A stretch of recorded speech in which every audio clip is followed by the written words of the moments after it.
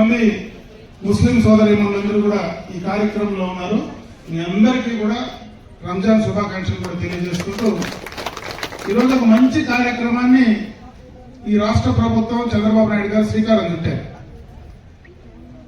కుప్పంలో ఈ సైకిళ్లకు సంబంధించి అంతర్జాతీయంగా ప్రపంచంలోనే ఒక గుర్తింపు తీసుకొచ్చే కార్యక్రమానికి శ్రీకారం చుట్టడం జరిగింది. అంటే గిన్నీస్ బుక్ లో కూడా ఒకే రోజు దాదాపు 5,000 సైకిళ్లకు పైన పంపిణీ చేయడం అంటే ఆషామాషి కార్యక్రమం కాదు. ఒకే రోజు ఈ ప్రాంతంలో ఉండేటువంటి మహిళా సోదరీమణులందరికీ కూడా ఒకే దఫా 5,000 సైకిళ్లు పంపిణీ చేసి రికార్డు సాధించాలని చెప్పి ఈ సందర్భంగా కూడా నేను మీకు తెలియజేసుకుంటున్నాను. చేస్తా ఈ రోజు మన సంఘంలో ముఖ్యంగా మన దేశం అభివృద్ధి చెందాలంటే పురుషులే కాదు మహిళలు కూడా భాగస్వాములు కావాలా. ఆర్థికంగా సామాజిక పరంగా మహిళలందరినీ కూడా పురుషులతో సమానంగా తీసుకెళ్ళగలిగితేనే, విద్యారంగంలో కూడా వాళ్ళందరూ కూడా విద్యావంతులు అయితేనే ఆ కుటుంబాలు బాగుపడతాయి. కుటుంబాలు బాగుపడితే ఊర్లు బాగుపడతాయి. ఊర్లు బాగుపడితే దేశం బాగుపడుతుంది అనేటువంటి ఒక మంచి ఆలోచన ఆనాడు కీర్తిశేషులు నందమూరి తారక రామారావు గారు బీజం వేశారు. ఆ బీజం వేసిన తర్వాత చంద్రబాబు నాయుడు గారు మొట్టమొదటి ముఖ్యమంత్రి అయిన తర్వాత ముఖ్యంగా ఆర్థికంగా మహిళలందరూ కూడా ముందుకు తీసుకెళ్లాలంటే వాళ్ళందరినీ సంఘంగా ఏర్పాటు చేసి పొదుపు అలవాటు చేసి బ్యాంకుల నుంచి వాళ్ళకు రుణాలు ఇప్పించి వాళ్ళను కూడా ఆర్థికంగా ముందుకు తీసుకురావాలనేటువంటి ఒక మంచి కార్యక్రమానికి ఆనాడు మొట్టమొదట 1990 దశకంలో దానికి శ్రీకారం చుట్టారు. అదే ఈరోజు ఈ యొక్క 30 సంవత్సరాల తర్వాత ఈరోజు మహిళా సోదరీమణులు ఎక్కడికి వెళ్ళినా, అప్పుడే మన సోదరీమణి చెప్పింది టాటా తోపు నుంచి, ఈరోజు ఆ గ్రూప్ లో నేను ఉన్నాను కాబట్టి నేను చేసుకున్నటువంటి పొదుపు ద్వారా నా కుటుంబాన్ని నేను కాపాడుకోగలిగాను. నాకున్నటువంటి 2 బిడ్డలకు నేను పెళ్లి చేసుకొని ఈరోజు సంతోషంగా ఉన్నానంటే ఆ కార్యక్రమం ద్వారా చేసుకోగలిగానని చెప్పి ధైర్యంగా ఈరోజు మాట్లాడేటువంటి పరిస్థితి వచ్చింది.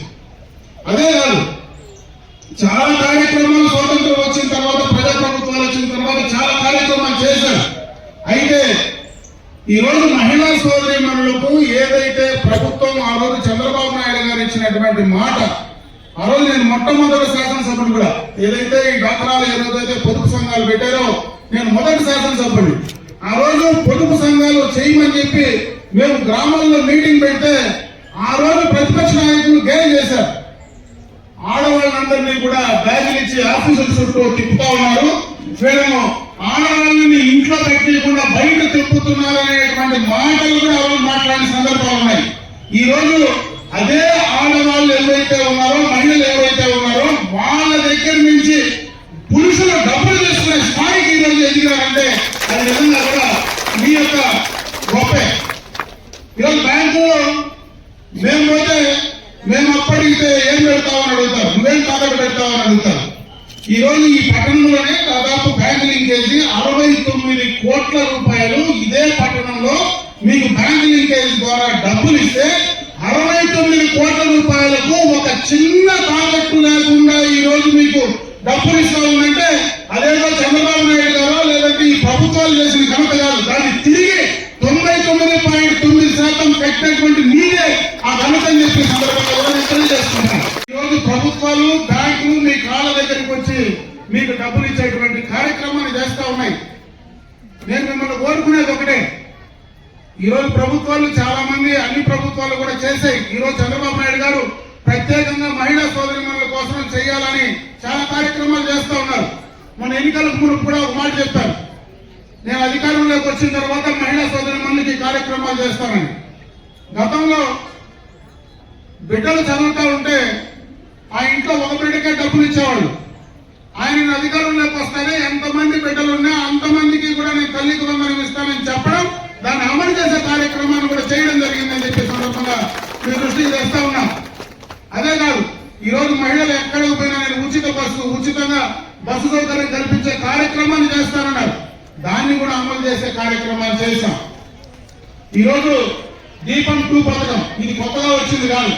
2000లోనే ఆ రోజు మహిళా సోదరీమణులు కట్టెల పొయ్యిలతో ఇంట్లో వంట చేస్తా ఉంటే ఆ రోజు మీ ఆరోగ్యం దెబ్బతింటుందని మొట్టమొదటగా దీపం పథకాన్ని ప్రవేశపెట్టి మీ అందరికీ కూడా గ్యాస్ కనెక్షన్లు ఇచ్చి ఆ యొక్క గ్యాస్ తో వంట చేసేదానికి అలవాటు చేశారు. ఈ రోజు దీపం పథకం 2 కింద 3 గ్యాస్ సిలిండర్లు ఉచితంగా ఇస్తానని చెప్పడం, ఆ 3 సిలిండర్లు కూడా మీకు అందించే కార్యక్రమాన్ని ఈరోజు ఈ ప్రభుత్వం అమలు చేస్తా ఉంది. ఇది కాకుండా ఒక పెద్ద కార్యక్రమాన్ని ఆయన మళ్ళా శ్రీకారం చుడతా ఉన్నారు.